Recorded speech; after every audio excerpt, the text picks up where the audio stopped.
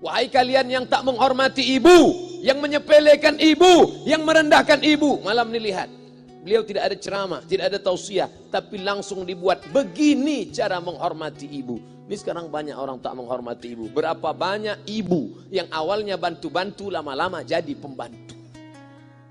Dulu dia tidak tarawih, kenapa? Karena kita menangis merengek di rumah. Sekarang di hari tuanya dia tidak tarawih juga. Kenapa? Dia menjaga cucunya. Berapa banyak itu terjadi. Jangan sampai. Dia tidak pernah menolak cucunya, dia sayang. Tapi kita yang berpikir, berapa kali dia tidak jadi sholat duha karena kita kencing di kaitnya. Berapa kali dia tidak tarawih karena kita menangis merengek sampai subuh datang. Berapa kali dia tidak iktikaf karena kita. Andai dia masih hidup hari ini, datang. Belikan pakaian yang paling dia suka. Belikan perhiasan kalau ada. Andai tidak cium tangannya. Tapi yang sudah meninggal dunia, jangan lupa kau doakan, Rabbil firli wali walidayya warhamhuma kama rabbayani saghira. Berdoa pun kau tak mau. Apalagi yang akan kau bawa menghadap Allah SWT. Meregang nyawa dia melahirkan engkau. 9 bulan 10 hari kau menumpang di perutnya. 2 tahun kau menyusu, melahirkan, menetes darahnya dalam badanmu. Andai kau gendong dia dari Palembang, jangan sebut Palembang lah Pak Ustaz, dari Pekanbaru Riau, kau gendong dia sampai ke Makkah, kembali lagi, belum tentu dapat menebus satu teriakannya saat melahirkanmu. Lalu apa yang bisa kau lakukan? Datang seorang ibu pergi ke tempat servis HP. Nak, tolong anak lihatkan HP saya rusak kayaknya. Dia periksa, ini enggak rusak bu. Terus, memang anak ibu enggak nelpon. Kenapa kau tidak telepon? Datang dia ke rumah anaknya. Nah, ibu enggak ada uang mau buka puasa, bisa minjam 100.000. Apa kata si anak? Sebentar ya ma, aku tanya istriku dulu. Ini Ustaz dapat dari mana? Ada yang kirim WA grup. Jadikan ibumu seperti raja, maka rezekimu akan diberikan Allah seperti rezeki raja-raja. Bukan hadis, dapat dari grup WA. Ini ibu minta terus sholat tarawih, tapi sang anak sudah tidak bisa. Aku mau hentikan saja sholat tarawih ini, karena mau buat tenda ini tidak bisa. Tiangnya bambu, sudah bocor. Kita stop saja sholat tarawih bersama ini.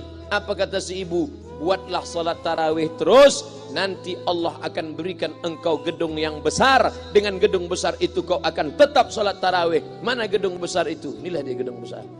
Langsung dikabulkan Allah Subhanahu wa taala. Karena setelah Allah langsung orang tua. Wa qadara rabbuka alla ta'budu illa iyyah. Allah sudah wajibkan engkau menyembah Allah. Setelah Allah, wa bil walidaini ihsana. Kedua orang tua. Jangan kau lawan ibumu. Kayak anak-anakku, jangan kau lawan ibumu. Karena kau lawan ibumu, kau tak pernah mencium kebahagiaan. Walaupun hartamu banyak, kau akan berenang dalam air mata penderitaan sampai kematian datang. Ada pezina hidup di dunia senang. Ada pecandu narkoba hidup di dunia senang. Tapi orang yang durhaka tetap dapat dosanya dibalas Allah di akhirat. Di dunia juga dapat. Ustaz, kalau di akhirat dapat, di dunia dapat, untuk apa lagi di dunia? Yang di dunia itu DP-nya. Nanti di akhirat akan kau dapatkan cashnya. Oleh sebab itu jangan main-main dengan ibu. Datang seorang laki-laki, ya Rasulullah, izinkan aku mati syahid. Karena orang yang mati syahid itu tidak akan merasakan sakratul maut illa kal qars, seperti cubitan pada tangan. Izinkan aku mati syahid. Karena kalau aku mati syahid tidak akan ada azab kubur. Izinkan aku mati syahid. Karena kalau aku mati syahid tidak akan ada hisab, langsung masuk surga. Nabi bertanya, alaka min ummin, ibumu masih hidup? Ibumu ada di rumah? Ya. Ilzam rijlaiha fathammal jannah. Urus tapak kakinya, akan kau dapati surga di sana. Tak perlu kau mati syahid, tapak kakinya kau urus, kau dapati surga di sana. Kalau tapak kakinya kau urus dapat surga, apalagi kau urus kepalanya, apalagi kau urus badannya. Pulang dari sini, urus ibumu, mandikan dia, belikan pakaian yang baik, cari makanan kesukaannya. Kalau dia sudah meninggal, maka kau datang ke sana, langsung dapat tisu. Bapak Ibu yang dimuliakan Allah Subhanahu wa taala. Ini Ustadz suaranya menggelegar nih, marah apa? Enggak, saya tak marah. Terus dikasih aja alim buka nasi kuning tadi, makanya suara menggelegar. Dimasukkan Pak Kapolda daging sama ayam 3. Masya Allah, ini kari Palembang nih Pak Ustaz. Mantap, menggelegar suara kita di luar. Bapak Ibu yang dimuliakan Allah Subhanahu wa taala, datang seorang laki-laki, kata Nabi sallallahu alaihi wasallam, nanti akan ada laki-laki yang datang kemari minta doanya, doanya kabul. Sahabat heran, kami yang hidup sama Nabi, kami yang perang sama Nabi, kami yang jihad sama Nabi, kenapa mesti minta doa dia? Dia tidak pernah ketemu Nabi. Pokoknya nanti kalau dia datang, minta doa sama dia. Setelah Nabi SAW meninggal, barulah dia datang. Orang itu bernama Uwais Al-Qarni. Kenapa doanya makbul? Dia merawat ibunya. Kalau ibumu kau rawat, doamu dikabulkan Allah Subhanahu wa taala. Apa yang kita lihat malam ini adalah buah bakti kepada seorang ibu. Ya Rasulullah, man ahaqqun nas bi husni sahabati? Siapa yang paling layak mendapatkan baktiku? Ummuka. Siapa lagi? Ummuka. Siapa lagi? Ummuka. Ibumu, ibumu, ibumu. Summa man? Siapa lagi? Abuka. Kami, Ustadz, Jenderal Bintang 5, alim ulama, kami hanya dapat 1, sedangkan kalian ibu dapat 3. Ibumu, ibumu, ibumu. Kenapa ibu dapat 3? Karena ibu bisa melakukan 3. Ibu mengandung, ibu melahirkan, ibu menyusukan. Kalau bapak mau dapat 3, coba yang 3. Pulang dari sini, pergi ke tempat jual kelapa muda, beli 1. Jangan dibelah, ikat di perut 9 bulan 10 hari. Kalau mau merasakan melahirkan, pulang dari sini, pergi ke tempat jual mangga. Telan bulat-bulat, keluarkan bulat-bulat. Emang enak jadi perempuan. Mereka luar biasa. Tanya ibumu, berapa kali dia meninggalkan puasa Ramadan? Saat mengandung engkau, 30 hari dia tak puasa. Saat menyusukan tahun pertama, 30 hari dia tak puasa. Saat menyusukan tahun kedua, 30 hari dia tak puasa. Saat dia mau ganti qadha tahun berikutnya, adik mau menyusul. Hari ini dia belum mengqadha puasanya, dia terhutang di hadapan Allah. Lalu apa yang bisa kau lakukan? Malam ini betul-betul disadarkan. Alhamdulillah ibu saya masih hidup, umurnya 70 tahun. Saya akan pulang dari kajian malam ini. Nampaknya malam ini saya yang ceramah, saya yang tausiah. Tapi saya mengambil pelajaran. Pulang dari sini saya akan lebih sayang pada emak saya. Saya lebih cinta kepada ibu saya. Saya malu, saya hanya pandai berceramah, berkata. Tapi orang sudah mengamalkannya langsung. Haji Halim membelikan gelang ibunya 2 kali sampai 4 kali setahun. Gelang cincin. Sudah dibelikan 2 bulan, hilang. Kemana? Ada orang susah tadi aku kasih. Ternyata itu yang membuat rezeki melimpah ruah. Maka rezeki buah yang sudah matang harus kita joloknya dengan apa? Dengan berbakti kepada ibu.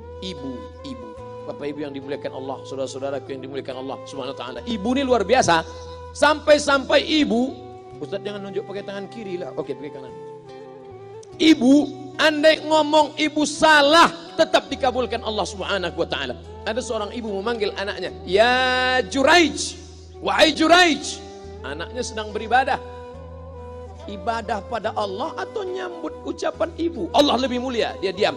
"Ya Juraij." Dia tetap diam. "Ya Juraij." Dia tetap diam. Dia tidak jawab seruan ibunya. Sampai akhirnya ibunya berkata, apa kata ibunya? "Allahumma la tumitshu hatta turihi wujuhal mumisat." Jangan matikan Juraij sebelum matanya melihat wanita, maaf, tunasusila. Jangan matikan Juraij sebelum matanya melihat wanita tunasusila, WTS PSK, orang nakal, orang jahat. Tidak mungkin ahli ibadah matanya melihat orang jahat, tapi takdir berkata lain. Tak lama setelah ucapan sang ibu, ada seorang WTS PSK hamil, tidak diketahui suaminya, ditangkap, ditanya, "Siapa yang menghamilimu?" Apa kata si perempuan? "Yang menghamiliku adalah Juraij." Sampai Juraij ketika difitnah, perempuan wanita susila itu ditanya, "Siapa yang menghamilimu?" Ternyata dia berkata, "Juraij." Akhirnya mereka menangkap Juraij. "Juraij, ternyata engkau selama ini pura-pura saja menjadi pelaku ibadah. Engkau ternyata sudah menghamili perempuan ini." Mereka menghancurkan tempat ibadah Juraij. Tapi kemudian Juraij sabar. Dia katakan, "Nanti tunggu anak itu lahir, kalian baru tahu." Setelah tak lama anak itu pun lahir. Dan mereka bertanya kepada anak kecil yang belum bisa bicara, "Ya gulam, Wahai anak kecil, man abuka? Who is your father? Siapa bapakmu? Hai anak kecil, siapa bapakmu? Juraij menusuk pusar anak itu dengan telunjuknya. Dia mau tunjukkan kepada orang ramai bahwa dia tidak salah, dia tidak pezina, dia tidak melakukan perbuatan dosa. Ya gulam, hai anak kecil, man abuka? Siapa bapakmu? Apa kata anak kecil itu?